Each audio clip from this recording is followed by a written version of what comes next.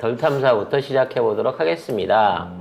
요즘 실망스러워요. 왜, 뭐가요? 덜 탐사가 너무 종합 방송이 돼가지고, 뭐야? 진짜 신경 써서 들어야 돼. 이것저것 얘기를 많이 하셔가지고. 우리 그런 사람 아니었잖아. 하나만 패던 사람들이었잖아요. 네. 정신 듣고 봐야 될 게 너무 길어요, 형님. 옛날처럼 단독으로 탐사보도로 들어와 주시면 좋겠어요. 아니, 그거는 더 탐사 때문이 아니라 이 정부 때문이죠. 워낙 사고를 많이 치니까 다룰 게 너무 그렇지. 많다. 그래서 이제 어제도 여러 가지 얘기가 있었습니다만, 저희는 유동규 변심에 관한 얘기만 조금 해보려고 합니다. 일단 이제 더 탐사가 주장하는 바가 저희가 얘기했던 거랑 많이 닮아 있다는 면에서 우리가 같은 시각을 보고 있구나 라는 면에서 굉장히 흐뭇함을 느낍니다. 일단 현재 검찰의 편에서 검찰이 원하는 답변을 해주고 있는 거의 유일한 사람이 유동규입니다. 그렇죠. 그래서 제일 구린 사람이란 뜻이죠? 제일 협조적인 사람이라는 뜻이죠. 검찰의 제일 협조. 구리기 때문에 검사의 협조적일 그렇지. 수밖에 없죠. 왜냐면 얘의 재질이 굉장히 악랄합니다. 근데 이 사람 자체가. 사람 자체가 질이 별로 좋지 않은 사람인 것 같습니다. 도대체 인생을 어떻게 그따구로 살 수 있었는지. 뭐 말로는 사랑이 많은 사람이라서 그렇다는 얘기도 있어요. 뭐라는 거야? 네, 근데 중요한 것은 다른 그 걸려 있는 사람들이 일반적인 경제사범이라고 치면 얘는 사기꾼이에요. 진짜 사기꾼이더만. 그러니까 다른 사람 같은 경우에는 뭔가 이제 돈을 주고 받으면서 돈 거래를 하기는 했으나 특별하게 말하자면 이걸 이재명을 주기 위한 뇌물이다라는 점을 엮지 않으면 크게 죄될 일이 없습니다. 자기 사업해서 자기 돈 번 거예요. 네. 그러니까 지금 여러 가지 뭐 남욱이라든지 김만배라든지 이런 사람들 같은 경우에는 비즈니스를 하던 과정이었던 거야. 문제는 이제 거기에 비해서 유동규는 지가 능력이 없으면서 마치 뭐 성남시를 다 꽉 잡고 있다는 등 건설업체한테 공사를 주겠다는 등 이런 식으로 해갖고 거짓말을 하고 삥을 뜯어 먹은 놈이에요. 그렇기 때문에 죄질이 다르거든. 그래서 검찰이 딜할 게 더 많은 겁니다. 쉽게 말해서 너는 죄질이 나빠. 그렇지. 너는 네가 헤쳐먹은 돈도 많고 이게 사기성이 강하기 때문에 넌 30년짜리야 라고 협박을 한 거죠.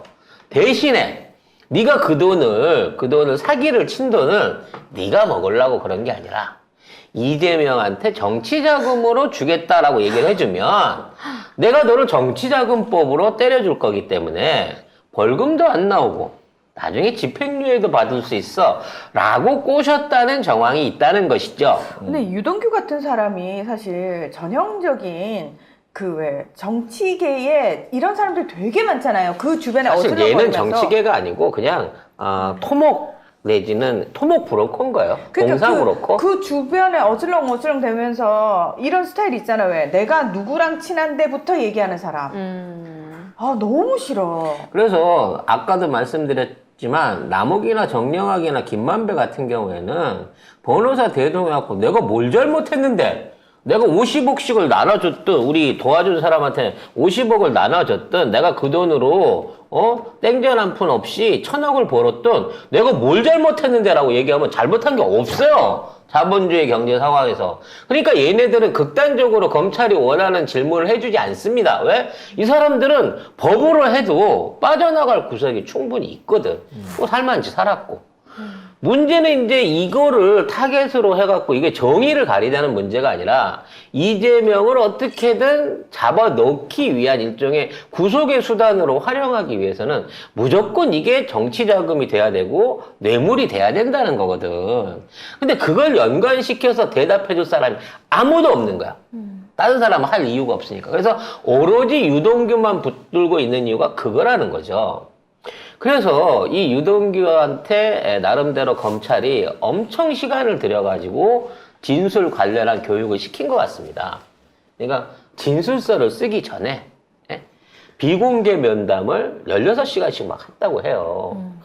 심지어는 변호사도 못 만나게 하고 그렇게 검사가 챙겨줘 가면서 이거를 쓰게 했다는 겁니다. 그러니까 처음에 잡혀왔을 때는 이재명은 몰라요 그랬어요. 유동규도. 이재명하고 상관없어요 그랬어요. 왜냐면 자기가 한 일들이 사실은 이재명 다 모르게 한 일이 맞거든. 녹취록에 보면 다 그 얘기 그거 나오잖아요. 모르게 해야 된다. 2층도 모르게 해야 된다. 들어가면 큰일 난다. 이런 이유로 생각하고 있다가 갑자기 생각을 바꿔갖고 전부 다 이재명이 요구한 거고 이재명이 시켜서 했다라는 걸로 말을 바꾼 거죠. 그래서 그 변심의 계기에 대해서 판사도 물어보는 거야. 왜 그랬냐고. 그랬더니 얘 얘기는 인간적으로 대해줘서 검사가 어느 날 갑자기 자기를 인간적으로 대해줘서 마음을 바꿔먹었다는 얘기야. 아, 그전에는 인간 취급을 안 했는데 어느 순간 저를 인간 취급을 해주더라고요. 제가 감흥하여 오 주님 이러고 따랐다는 거 아니에요? 그래서 판사가 보기에도 얘 인간 같지도 않은데 그리고 검사가 인간적으로 취급할 리가 없는데 이걸 갖다가 인간적으로 변심을 했다 그러니까 이상해요. 계속 물어본 거야. 아니 저기 판사의 속마음을 가로 열고 가로 닫고로 해주시고요. 근데 뭐 유동규는 변호사가 내가 선임한 변호사가 이상해서 그래서 그러니까 내가 변호사가 시킨 대로 하다 보니까 내 죄가 점점 커지는 것 같아서 변호사가 있는데도 불구하고 나는 검사 말을 따르기로 했습니다. 오호, 참 이런 피고는 처음일세라는 느낌인 거지. 왜냐면 변호사 말대로 가다가는 더 크게 잡혀 들어갈 것 같고 검사 말대로 해주면은 나는 빠져나올 수 있거든. 아 그러니까 나한테 날 구원해줄 주님은 검사님이야. 그래서 당신이 갑자기 형집행을 정지당해서 나왔는데 아이고. 그거에 대해서는 뭐 거래가 없었냐라는 질문을 받고 그런 얘기합니다. 아니 뭐 정용학도 나오고 김만배도 나오고 다 나오는데 왜 저만 그러나요? 딴 사람들은 형기 다 마치고 나온 거고 너는 딴 사람들보다 제일 먼저 나왔어. 그러니까 당연히 이상하게 보일 수밖에 없는 거지. 거기다가 지금 이와 관련해갖고 계속해갖고 증언들을 하고 있는데 말이 이상해요. 옛날에는 돈 준 적이 없다 그랬단 말이야. 한번 제가 언급해드린 적이 있습니다만 지금 있는 상황에서 돈을 전달했다고 하는 사람이 처음에는 김문기나 유한기 이런 사람들을 몰아넣으려고 했는데 그 사람들이 이제 안 좋은 선택, 그러니까 나름대로 극단적인 선택을 하고 난 다음에 처음에는 이 정민영이한테 돈을 갖다 줬다고 시켰다고 했다고. 저도 10억을 전달했다 그랬어요. 이거 분명히 검사들 조사 기록에 나옵니다. 정민영이 돈을 준 걸로 해갖고 처음엔 엮으려고 했어요. 근데 정민영이 윗선이 늘 말씀드리죠. 박영수란 말이야. 그래서 정민영이를 불구속으로 빼냈어요. 나머지 두 사람 조사하다가 죽었는데 유일하게 남아있는 실무자인 정민영 불구속 기소로 빼고 나중에 엮지를 않습니다. 심지어 정민영도 아니요 이거 관련해갖고 시장님은 몰라요. 검찰에 불리한 증언을 하고 있는 거야. 그럼 얘를 때려잡아야 되거든.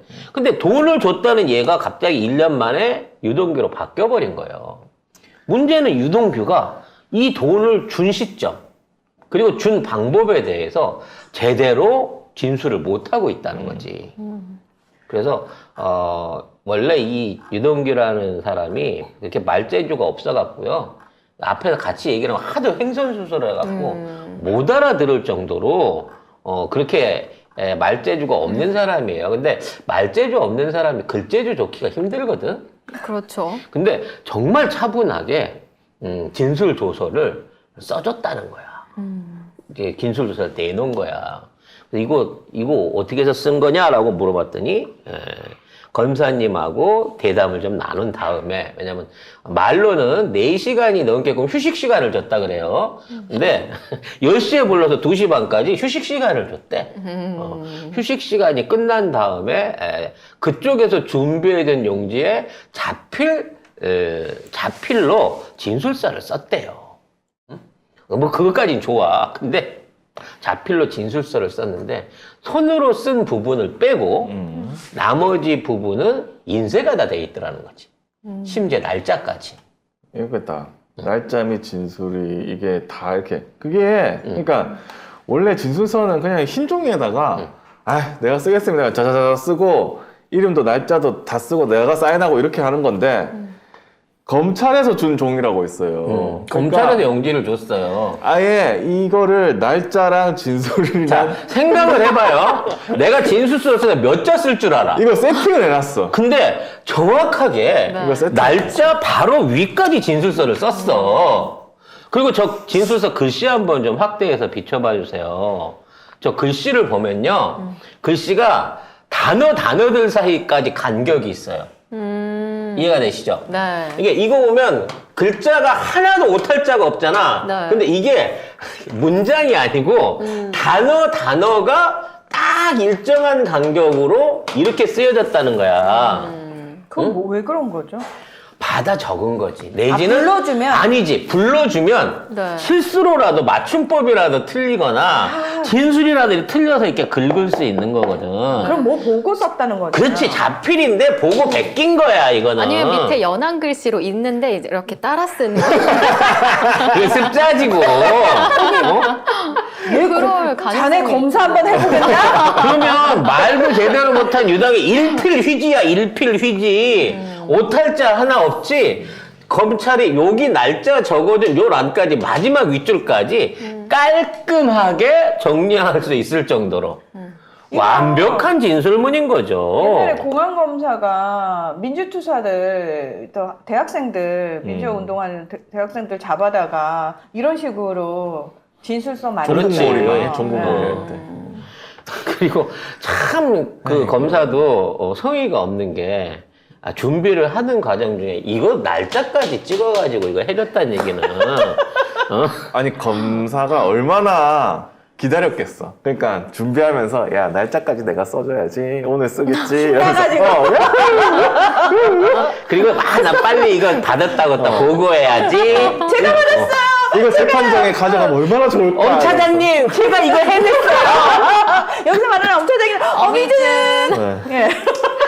저 잘했죠. 라고. 지금 이따위 장난질을 치고 있는 거예요.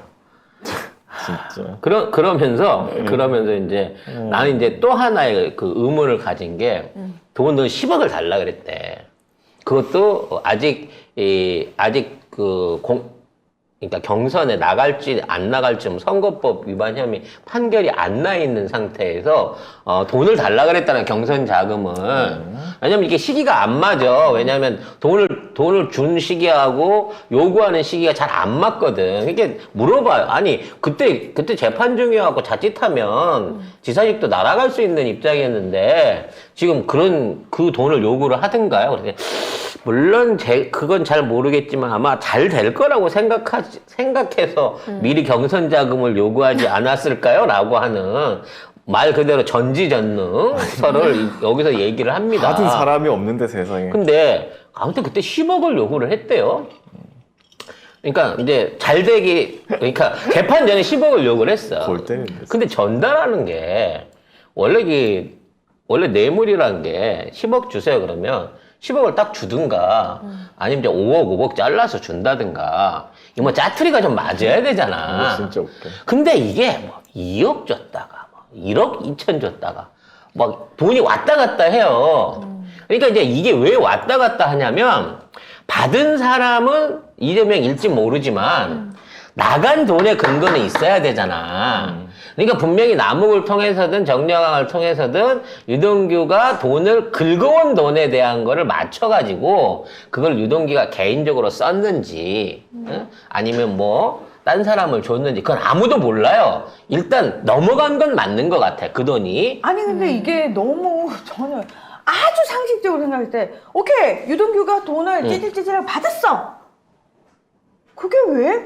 아니 그러니까 유동규가 돈 받았었다라는 사실과 그냥 뇌물로- 이재명이 뇌물을 받았다는 건 별개의 문제예요. 내 말이 그 말이야. 심지어는 그 돈을 받아서 1년 동안을 갖고 있다가 그 다음에 갖다 줘요. 얘네들 진술을 왜? 보면. 1년 동안 적금 들어놨다가 이자 조금 떼먹고 나서 나머지 그리고 주나요? 뇌물을 10억을 요구해갖고 야 10억을 줘라고 했는데 왜 이 돈을 토막을 쳐갖고 줍니까? 그것도 반토막도 아니고 애매한 토막을 쳐가지고 결국은 남욱이나 뭐 정영학이가 김만배가 아니라 유동규한테 뜯겨가지고 생활비 명목으로든 뭐 접대비 명목으로든 아무튼 돈을 계속 요구를 받았고 그 돈을 줄 때마다 그걸 못 튼 거예요. 그래갖고 짜글짜글 못 타가지고 억지로 이제 10억을 만들어갖고 이걸 전달했다고 주장을 하고 있는 거거든. 아우, 그러니까 진짜. 애초에 뇌물 주는 방식이 틀렸어, 이거 자체가. 그리고 주는 시기라든지 이게 안 맞는 거고. 아니 더럽게 일 못하네. 야! 누가 너처럼 일하래. 아주 그냥 콱 잘라버려야지 그래서 저걸 그냥. 그러면 뇌물을 줬다고 하는데 정진상한테 뇌물을 줬다고 하는데 어떤 방식으로 전달을 했냐 그랬더니 쇼핑백에 나눠가지고 쇼핑백이나 무슨 뭐 아니, 처음에 명품 상자에다 넣어서 줬대. 그래서 그 명품 상자에서 넣었다 준 거는 뭐 이해가 가는데 정확한 날짜하고 전달 방법을 아냐 했더니 저 종이백하고 박스는 기억이 나는데 전달한 날짜는 기억이 잘 안 난다는 거야. 왜? 정확하게 전달한 시점이 언젠지를 검찰도 모르잖아. 그러니까 자칫 날짜를 찍었는데 그 날짜에 당사자가 해외 출장을 갔다든지 아니면 명확한 알리바이가 있어버리면 줬다는 게 무너지니까. 그렇죠. 그거를 제대로 제시를 못하는 상황에서 줬다는 거야. 그러니까 자기네가 혹여라도 조작한 게 들킬 수 있는 부분은 특정을 안 하는 그렇지. 거예요. 심지어 그러면 그게 전달됐다는 증거가 뭐가 있냐? 영수증을 받았냐? 뭘 했냐 그랬더니 스피커폰으로 돈을 달라고 요구한 전화가 있다는 거야. 그래서 그래 녹취는 있어? 녹취는 없는데요? 무슨 말이야? 들은 사람만 있어요. 무슨 말이냐고요? 그러니까 내가 문희정한테 뇌물을 주는데 문희정이 나한테 스피커폰으로 나 뇌물 5천만 원 언제 줘? 라고 요구를 했고 그걸 옆에서 얘가 들은 거야. 근데 문제는 얘 증언은 찾을 수가 있는데 그 통화를 했다는 통화 기록이나 통화 녹음은 없다는 거야. 잠깐만. 그러면 그것도 그걸로도 엮을 수 있구나. 그러면 난 경이 정치자금 달라고 했다는 스피커폰으로 그 전화가 있어요. 옆에서 찌우가 들었어요. 그럼 경을 잡아 쳐넣읍시다. 이게 가능했다는 그런 거야? 방식이 그 전에 이재명 대표 뭐 변호사비 되나 뭐 그런 사건 이변 이게 말이 안 되잖아요. 그런 것도 이런 걸 엮으려고 했고 이게 웃긴 게 쇼핑백 크기가 어떤 건지도 말 못하고 그리고 쇼핑백이 현금이 1억이 들어있잖아요. 그걸 여름에 7월 달에 외투 안에 외투 안에 구겨가지고 네. 이렇게 해서 안 보이게 전달을 했대. 근데 7월에 코트를 입나? 요즘요 그렇게 하면 더 오해받아요. 누가 7월에 코트 입으면 바바리맨이라고 경찰이 바로 잡아요. 누가 봐도 말이 안 되는 얘기. 그리고 아니 쇼핑폭에 넣어놨는데 왜 그걸 구겨가지고 딴 사람 못 보게 품 안에 안고 갑니까? 더 티나 더 티나. 여러분 내가 수상한 행동을 하고 있으니까 보세요. 박스는 버렸대. 근데 박스 사진은 있어. 그건 뭐야? 그럼 뭐 아무 아니 사진이나 찍으면 쇼핑백 갖고 박스는 있어. 그래서 저 박스가 맞습니까? 근데 색깔도 빨갛고 저 박스 만든 것 같습니다. 여러분 이 안에 돈이 1억 원이 들어있었어요. 근데 들어있었어요. 들어있었던 같은 박스냐고 물어보니까 그건 아니에요. 그건 아니지. 그건 돈을 아니에요. 넣었던 박스하고 같은 박스입니다 라고 얘기하는 거야. 그러면 도대체 이게 무슨 물리적인 증거가 되냐고. 이게 왜 이거는 어린애들도 이런 너 윤석열스럽다 바보냐? 이럴 거예요 정말. 검찰이 이 정도야.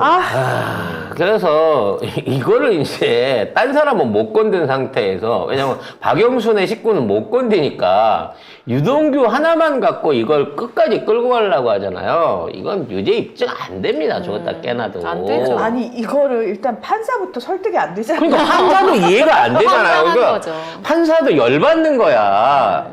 뭐 아무도 관심 없고 내 편만 들어주는 재판 같으면 뭐라고 해도 망치질 하겠는데 이거 자기 인생에 5점 남기게 생긴 상황인 거거든.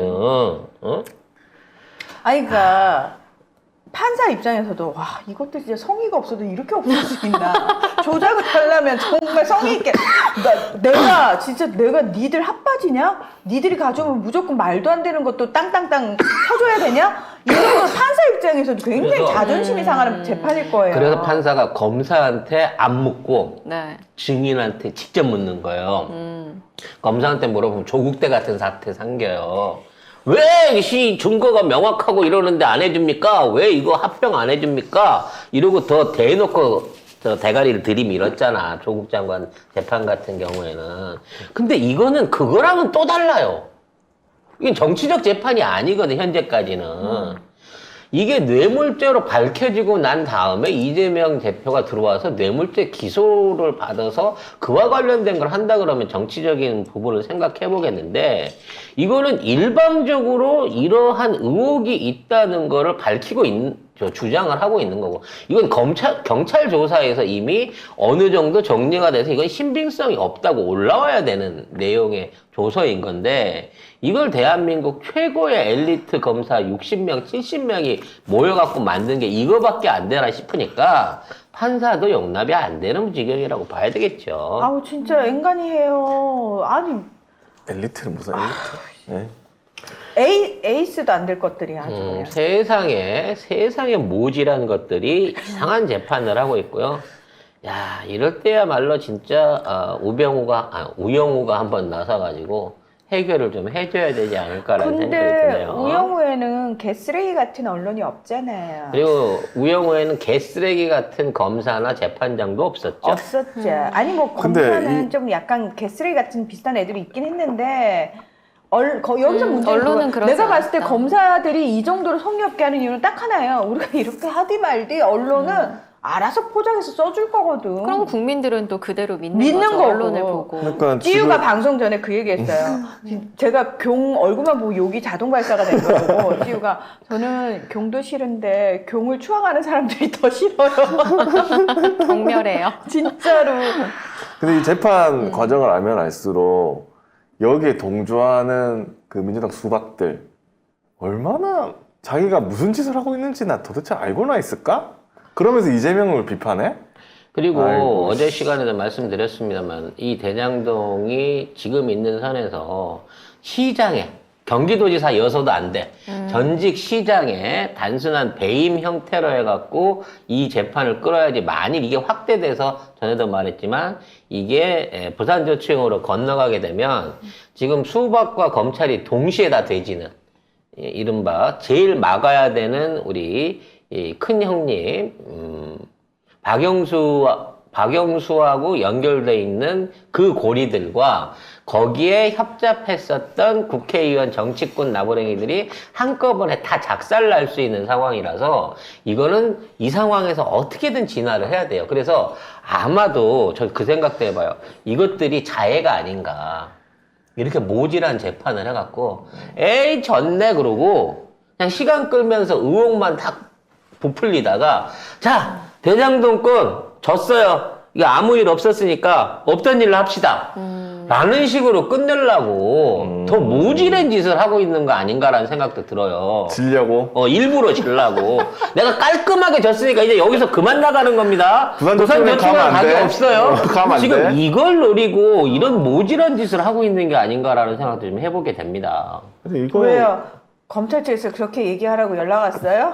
검찰이 이제 쉽게 말해서 도마뱀 꼬리를 자르는 거죠. 몸통을 살리기 위해서. 아이고. 네. 참. 그래서 그런지 이 부분에 대해서 수박들이 입을 닫았어요. 그렇잖아. 대장동 의혹 문제 해결해야 된다라고 하는 언론에 대한 것들이 없어지고 되려 오히려 이상하다. 기소가 이상하다. 범죄 내용이 불확실하다라는 쪽으로 언론 기사 자정스러워 변화되고 있거든. 그러니까 못 이길 것도 못 이길 거지만 이왕 질 거 이걸로 해갖고 파묻어 버려야 되겠다라는 생각을 하는 게 아니냐라는 의도도 생각을 해보게 됩니다. 하지만 제일 중요한 건 저축은행을 털어야 된다는 거죠. 특검 가야 돼요. 특검 가야 된다는 겁니다.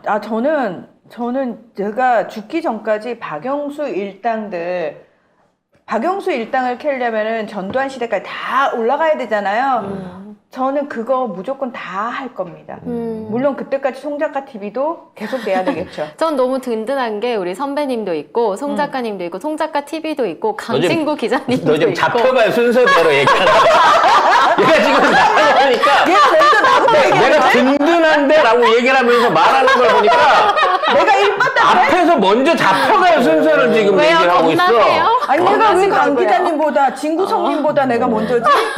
찌우야? 한번 위기 넘겼으니까 강 기자님. 네. 화이팅. 저는 진짜 최근에 그 생각이 들었어요. 그 수박들 하는 짓거리 보니까 정말 너무 멍충한 애들도 많고 공부 안 하는 애들도 너무 많아서 우리 찌유를 제가 의원을 한번 만들어 보는 것도 나쁘지 않겠다. 그거 괜찮네. 우리 중에 제일 가능성 있는 애는 찌유거든요. 저도 욕을 많이 해서 저희 송작가 TV의 유일한 그 100만이 넘는 쇼츠가 제 욕 영상. 자랑스러우시겠어요? 백만 유튜버님. 네. 부모님은 알고 계시지? 알고 계시죠? 그렇군요. 예, 우리 찌유 시집은 가야 할 텐데 걱정이네요. 예. 네.